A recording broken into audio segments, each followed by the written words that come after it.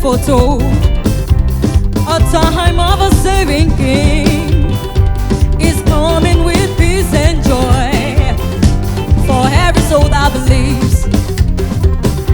Our heart is full of hope. This is the day of salvation.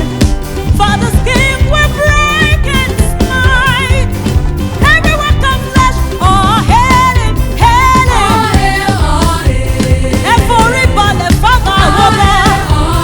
And don't be bothered, it's all be. My King is here. Hey, oh,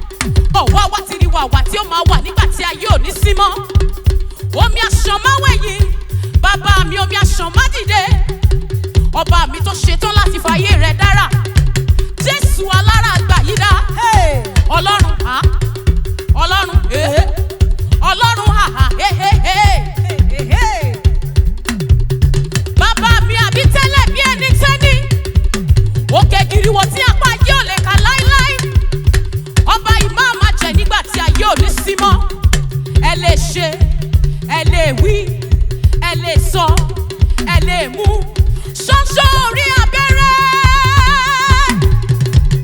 Bàbá mi tó sòṣù padà lẹ́kan, òkú rí ó sá, Jọ́dánì rí ó padà sẹ́yìn, òkè ńlá rí ó fò bí àgbà.